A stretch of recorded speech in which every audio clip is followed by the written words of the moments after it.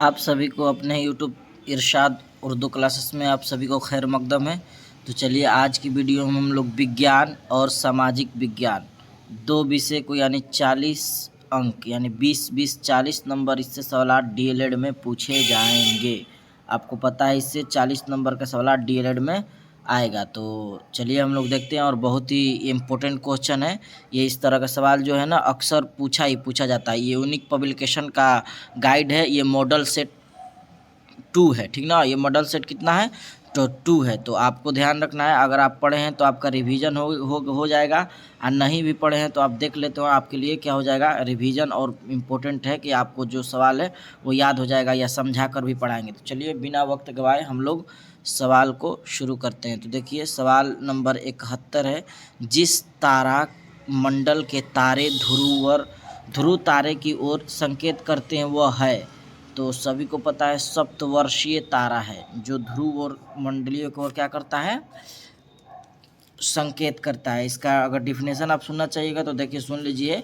सप्तवर्षीय तारामंडल पृथ्वी के उत्तरी गोलार्ध में, उत्तरी गोलार्ध समझते हैं, एक दक्षिणी गोलार्ध होता है एक उत्तरी गोलार्ध होता है पृथ्वी का ना, आकाश में रात्रि के समय दिखाई देने वाला एक तारामंडल है। इसी तारामंडल के तारे ध्रुव तारे की ओर संकेत करते हैं। तो बिल्कुल ये समझ गए होंगे।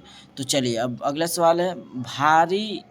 जल भारी वह जल होता है, भारी जल वह होता है मतलब कौन सा इसमें है जो ऑप्शन दिया गया है, कौन भारी जल वह जल होता है, कौन भारी जल वह जल होता है।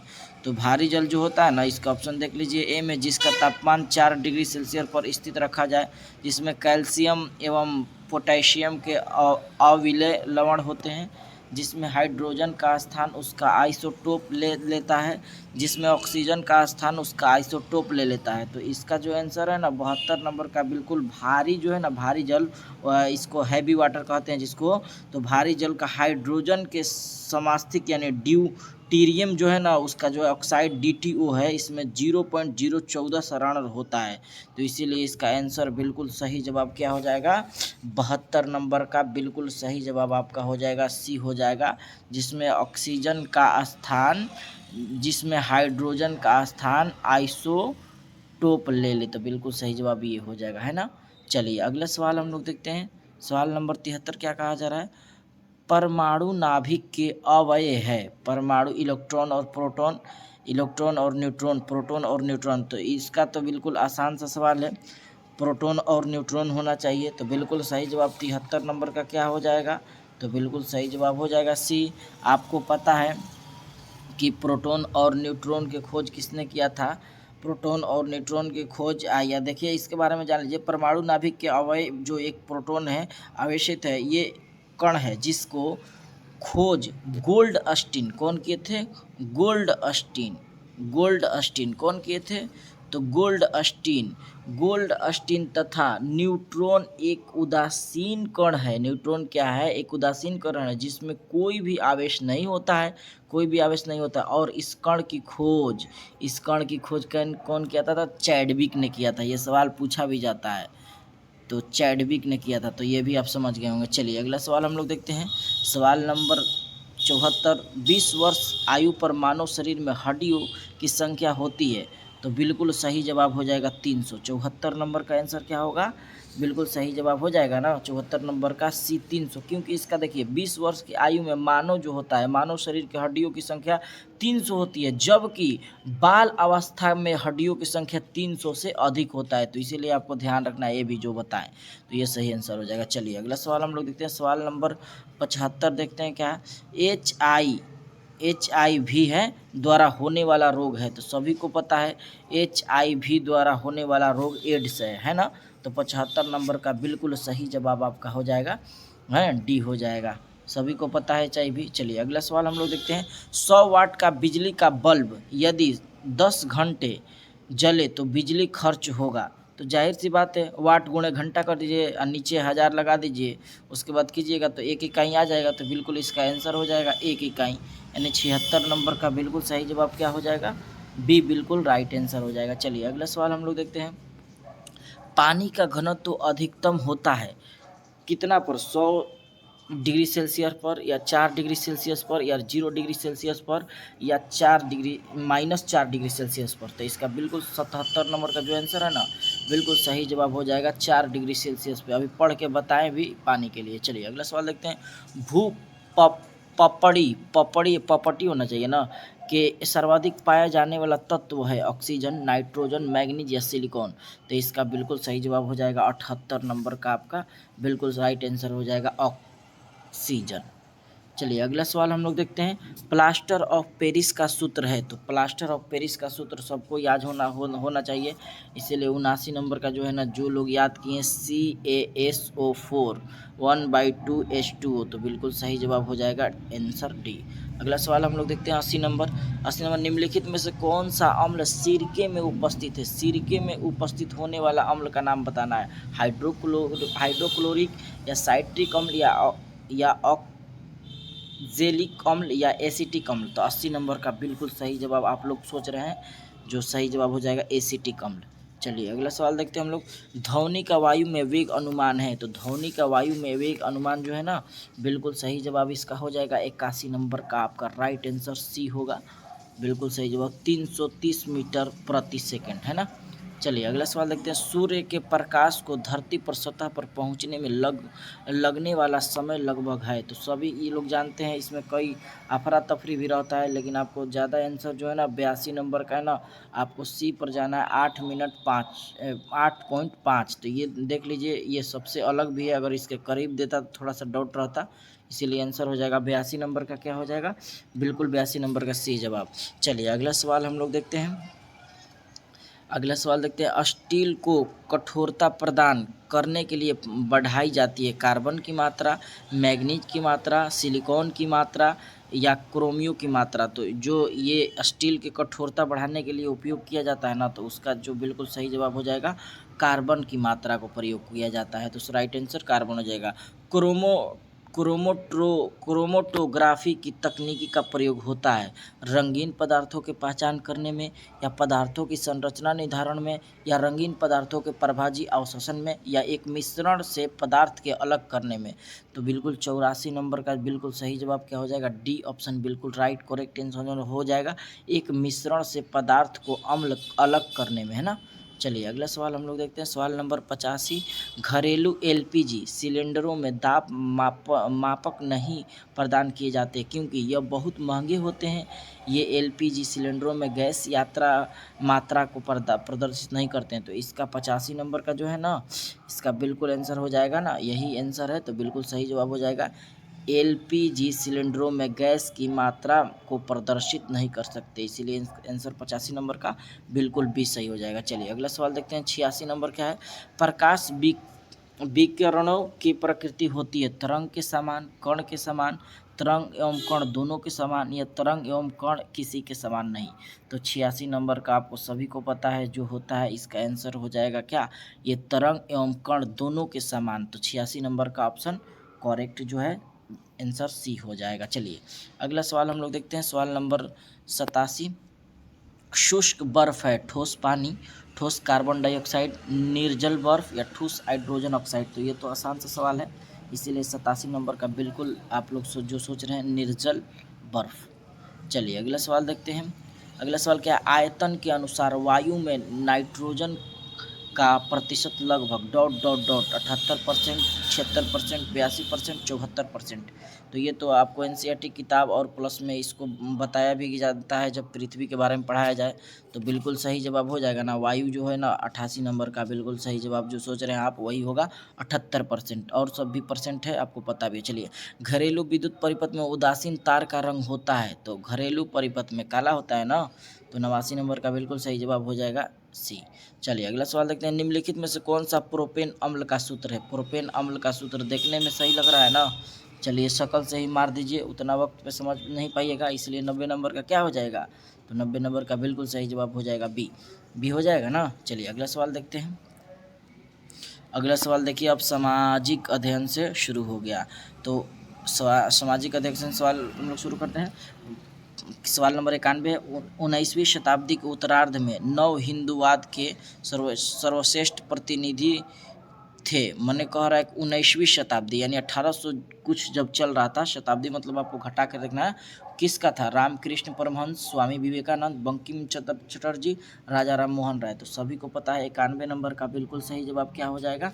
ये तो आप जान रहे हैं कि स्वामी विवेकानंद 19वीं शताब्दी के उत्तरार्ध में थे, ठीक ना। तो जो हो जाएगा इसका आंसर बिल्कुल सही जवाब हो जाएगा, स्वामी विवेकानंद हो जाएगा, क्योंकि 1896 में कलकत्ता के बेलूर मठ में रामकृष्ण मिशन की स्थापना किया था। तो 1896 तो 19वीं शताब्दी हो गया, तो इसीलिए इसका आंसर हो जाएगा, क्या हो जाएगा? राजा राम मोहन राय हो जाएगा ना। तो बिल्कुल सही जवाब हो जाएगा राजा राम मोहन राय, ये बिल्कुल सही जवाब हो जाएगा ना। अभी स्वामी विवेकानंद, ठीक, तो स्वामी विवेकानंद हो जाएगा बिल्कुल सही जवाब। 91 नंबर का क्या हो जाएगा? तो बिल्कुल 91 नंबर का ये हो जाएगा। चलिए अगला सवाल देखते हैं, बी। होम रूल आंदोलन भारत के स्वतंत्रता संग्राम एक नए चरण में आरंभ हुआ द्योतक था, क्योंकि इस देश के समान शासन की एक ठोस योजना रखी। आंदोलन नेतृत्व गांधी जी के हाथ में आ गया। हिंदुओं और मुसलमानों के संयुक्त संघर्ष प्रारंभ किया। इसने अतिवादियों और उदारवादियों के बीच पुनर्मेल स्थापित किया। तो 92 नंबर का बिल्कुल जो सही जवाब हो जाएगा ना, वो होगा करेक्ट आंसर। आंदोलन का नेतृत्व गांधी जी के हाथ में आ गया, बिल्कुल सही जवाब हो जाएगा। चलिए अगला सवाल देखते हैं। अगला सवाल नंबर 93 देखते हैं, गदर पार्टी की स्थापना कब हुआ था? तो सभी को पता है गदर पार्टी का स्थापना जो है वो कब हुआ था। तो करेक्ट आंसर हो जाएगा 1913 ईस्वी में गदर पार्टी की स्थापना हुआ था, बिल्कुल सही जवाब हो जाएगा। आप जान रहे हैं गदर पार्टी के अनेक भारतीयों ने लाला हरदयाल नेतृत्व में, उसका नेतृत्व कौन था? तो लाला हरदयाल, आपको सभी को पता है। चलिए अगला सवाल हम लोग देखते हैं, सवाल नंबर 94, करो या मरो का नारा किसने दिया था? तो ये सभी को पता है, करो या मरो का नारा गांधी जी दिए थे। तो 94 नंबर में हो जाएगा बिल्कुल सही जवाब, क्या हो जाएगा? बी आंसर करेक्ट हो जाएगा, है ना। चलिए अगला सवाल हम लोग देखते हैं। अगला सवाल क्या है, नोआखली काल में महात्मा गांधी के जो समिति वो कौन थे? तो बिल्कुल सही जवाब, नोआखली में वो जो थे, इसी से मुराद रखना है कि नोआखली काल में महात्मा गांधी के, तो ये सचिव की बात किया जा रहा है। तो सचिव कौन थे? निर्मल कुमार बोस या महादेव देसाई या प्यारेलाल या वल्लभ भाई पटेल। तो 95 नंबर को सभी को पता है कि जब नोआखली में महात्मा गांधी के सचिव कौन थे? तो नोआखली से जो थे ना, तो उनका बिल्कुल सही जवाब हो जाएगा कौन? 95 ना, तो इसीलिए इसका आंसर करेक्ट हो जाएगा, सी आंसर प्यारेलाल थे। चलिए अगला सवाल देखते हैं, जयप्रकाश नारायण को राष्ट्रीय स्तर के लिए की पहचान किस संदर्भ में मिली? भारत छोड़ो आंदोलन, कांग्रेस समाजवादी के दल की स्थापना, भूदान आंदोलन या उनको कांग्रेस कार्यकारिणी की समिति के सदस्य बनाया गया।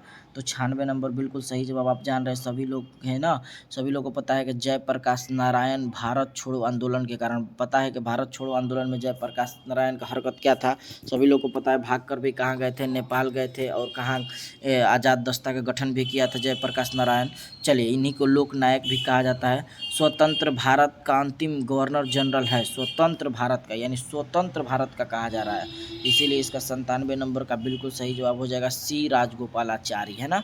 चलिए अगला सवाल देखते हैं हम लोग, सविनय अवज्ञा आंदोलन की असफलता के बाद गांधी का महत्व दिया किसने दिया था? तो बिल्कुल महात्मा गांधी के बारे में आप जान रहे हैं कि महात्मा गांधी 2 अक्टूबर 1869 ईस्वी में पैदा हुए। 2 अक्टूबर 1869 ईस्वी में महात्मा गांधी पैदा हुए। आप सबको पता है महात्मा गांधी का इंतकाल कब हुआ था? तो 1948 ईस्वी में, है ना।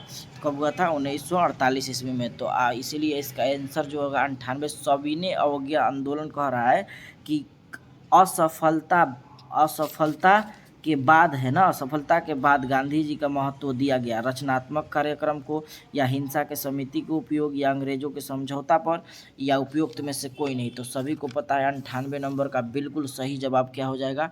एक करेक्ट आंसर हो जाएगा 98 नंबर का, यानी रचनात्मक कार्यक्रम, है ना। चलिए अगला सवाल देखते हैं, 1923 से 28 के काल में भारतीय राजनीति क्रांतिकारी क्रय विधियों को पुनरावृत्ति किसने किया था? तो 99 नंबर क्वेश्चन आप समझ गए कि 1923 के काल में भारतीय राजनीति में कार्यक्रांति यानी क्रांतिकारी क्रय विधियों को पुनर्वृत्ति यानी फिर से कारण किस कारण था? हरदयाल और लाला लाजपत राय नेताओं का बढ़ा हुआ प्रभाव, या गांधी जी द्वारा असहयोग आंदोलन का स्थापना, या विदेशी घटनाओं का प्रभाव, या भारतीय मांगों की अंग्रेजों द्वारा आविष्कार किया गया। तो बिल्कुल सही जवाब 99 नंबर का हो जाएगा। जो करेक्ट आंसर होगा वो क्या होगा, तो बिल्कुल सही जवाब आप जान भी रहे हैं कि गांधी जी को जो है ना क्रांतिकारी के रिलेटेड, इसीलिए गांधी द्वारा असहयोग आंदोलन की स्थापना का विदेशी घटनाओं को प्रभाव था, इसीलिए इसका आंसर हो जाएगा बी। चलिए अगला सवाल देखते हैं। 1857 का विद्रोह मुख्यतः किस कारण असफल रहा। तो ये तो इम्पोर्टेंट सवाल है ना कि किस कारण असफल रहा था। तो सभी को पता है किसी सामान्य योजना और केंद्रीय संगठन को भी कमी। तो बिल्कुल सही जवाब हो जाएगा 100 नंबर का ये हो जाएगा। चलिए अगला सवाल हम लोग देखते हैं। 1857 के विद्रोह से बिहार का कौन सा भाग अप्रवाहित रहा। देखिए बहुत बार क्वेश्चन पूछा है, इम्पोर्टेंट क्वेश्चन है, तो ये आपको याद कर लिए। 101 नंबर का बिल्कुल सही जवाब हो जाएगा ना। 101 नंबर का क्या होना चाहिए, हाँ बिल्कुल सही जवाब होगा पटना, है ना, पटना भी होगा। तो 100 ये ऑप्शन पे क्या है 1 2 3 मुजफ्फर कौन कौन ये कह रहा है। तो देखिए 4 एवं 5 केवल 5। तो ये जो क्वेश्चन ये पटना वाला नहीं कह रहा है, पटना वाला जो ज़्यादा जनसंख्या था इसका आंसर हो जाएगा केवल 5, क्योंकि मुंगेर ही था एक जो बिहार में अप्रभावित रहा था, यानी बिहार में उसका 1857 की क्रांति का कोई रिलेटेड नहीं था। निम्नलिखित में से कूटों में से सही उत्तर का चयन कीजिए। तो ये तो हो गया। भारत छोड़ो आंदोलन से उत्पन्न दंगे किस क्षेत्र में सबसे अधिव्यापक रहे। तो इसका बिहार, बंगाल, संयुक्त प्रांत या गुजरात। तो बिल्कुल सही जवाब हो जाएगा 102 नंबर का डी ऑप्शन, संयुक्त प्रांत में। चलिए अगला सवाल देखते हैं। निम्नलिखित कूटों में से सही उत्तर चुनना है ना, तो इसका सही उत्तर इसमें भी चुनना है कौन कौन है, ये सवाल को देखना है। तो इसका जी बिल्कुल सही जवाब हो जाएगा ना 1 एवं 4 हो जाएगा ना, 1 एवं 4 होगा, क्योंकि बिहार भी है और संयुक्त राष्ट्र प्रांत भी है। तो बिल्कुल हम एक ही आंसर बताएं, इसीलिए आंसर 2 होगा, 1 एवं 4 होगा, है ना। चलिए अगला सवाल देखते हैं। निम्नलिखित में से किस सत्याग्रह आंदोलन में गांधी जी प्रत्यक्ष रूप से भाग नहीं लिया। राजकोट सत्याग्रह, खेड़ा सत्याग्रह, वाईकोम सत्याग्रह, असहयोग आंदोलन।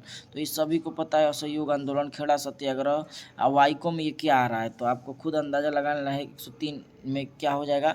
तो सभी का आंसर 103 का बिल्कुल सही जवाब हो जाए राजकोट सत्याग्रह। ये राजकोट कहाँ है, तो गुजरात में, है ना। तो राजकोट सत्याग्रह में गांधी जी जो क्या थे, गांधी जी का प्रत्यक्ष रूप भाग नहीं लिया।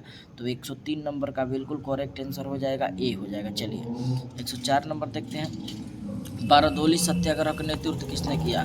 तो सभी को पता है बारदोली सत्याग्रह का नेतृत्व करने वाले थे, उनका नाम था क्या, वल्लभ भाई पटेल। तो इसीलिए 104 नंबर का आंसर हो जाएगा बी। चलिए अगला सवाल देखते हैं। भारत छोड़ो प्रस्ताव पारित होने के बाद गांधी जी को कैद किया गया यरवदा जेल में, नैनी जेल में, अहमदनगर किले में, या आगा खान जेल में। तो सभी को पता है कि ये जेल कहाँ है और किस किस को बंद किया गया था। तो 105 नंबर का इस सवाल के मुताबिक जवाब हो जाएगा बिल्कुल आगा खान पैलेस में उनको बंद किया गया था। गांधी जी को कहाँ बंद किया गया था, आगा खान पैलेस में। इसके बारे में थोड़ा सा बता दें कि जेल में कौन कौन किला, अहमदनगर ये मौलाना अबुल कलाम आज़ाद जो थे उनको बंद किया गया था, है ना। तो देखिए भारत छोड़ो आंदोलन का प्रस्ताव कांग्रेस कमेटी द्वारा पारित किए जाते हैं। गांधी जी कस्तूरबा तथा महादेव देसाई को पुनः स्थित आगा खां महल में कैद कर दिया गया। यानी गांधी जी के पत्नी जो उनका नाम क्या है, कस्तूरबा गांधी, है ना। बीबी का नाम कस्तूरबा गांधी और माँ का नाम आपको पता है पुतली बाई, है ना। तो ये भी आप याद रहे। विश्व की कितनी प्रतिशत जनसंख्या भारत में रहती है। तो इसके मुताबिक तो आप लगाएंगे 17 पॉइंट लगाएंगे ना, लेकिन ये एक बार और आपको क्वेश्चन बताए थे कि इसका आंसर क्या होना चाहिए। तो इसको 17.59 रखिए, तो बिल्कुल सही जवाब 106 नंबर का हो जाएगा ये। चलिए अगला सवाल हम लोग देखते हैं। करंट अफेयर में बताए हैं, आप वीडियो देखेंगे तो उसमें पता चला। भारत में कोयले का सर्वप्रमुख उत्पादक राज्य है। तो सभी को पता है कि भारत में जो कोयले का उत्पादक राज्य है वो बिल्कुल सही जवाब हो जाएगा डी ऑप्शन, यानी छत्तीसगढ़। क्या हो जाएगा, डी बिल्कुल आंसर क्या हो जाएगा, छत्तीसगढ़ आंसर सही हो जाएगा, है ना। तो 107 नंबर का क्या हो जाएगा, बिल्कुल डी हो जाएगा। चलिए अगला सवाल हम लोग देखते हैं। मानचित्र में नीले रंग द्वारा किस भाग को दिखाया जाता है। तो नीले सभी को पता है नीला जल होता है। तो 108 नंबर का बिल्कुल सही जवाब सी हो जाएगा, है ना। चलिए अगला सवाल हम लोग देखते हैं। अगला प्रथम विश्व युद्ध तत्कालीन कारण क्या था। बिस्मार्क की जर्मनी के चांसलर बनना, सम्राट काइजर या विलियम का शासक बनना, या ऑप्शन देखिए इधर भी है, ऑप्शन क्या है, इधर भी ऑस्ट्रेलिया ऑस्ट्रेलिया युवराज की सेराजेवो में हत्या, जर्मनी द्वारा ब्रिटिश जहाज पर लुसीतानियों को डुबाया जाना। तो बिल्कुल इसका ये सबसे मतलब नहीं है, इसीलिए इसका आंसर क्या हो जाएगा 109 नंबर का बिल्कुल सही जवाब सी हो जाएगा, ऑस्ट्रेलिया युवराज की सेराजेवो में हत्या। तो बिल्कुल इसका ये ऑप्शन। आपको पता है कि प्रथम विश्व युद्ध 1914 से 18 और द्वितीय 1939 से 45 है ना। अंतर्राष्ट्रीय, ये आखिरी क्वेश्चन है, अंतर्राष्ट्रीय मुद्रा यानी कोप IMF का मुख्यालय कहाँ पर है? तो 110 नंबर का बिल्कुल राइट आंसर हो जाएगा, ये जो है वाशिंगटन DC में है। तो बिल्कुल राइट आंसर ये हो जाएगा। तो चलिए आज के लिए इतना ही, फिर हम लोग कल इसी तरह से मॉडल सेट 3 को देखेंगे, फिर मिलेंगे अगली वीडियो में। तो आज के लिए इतना ही।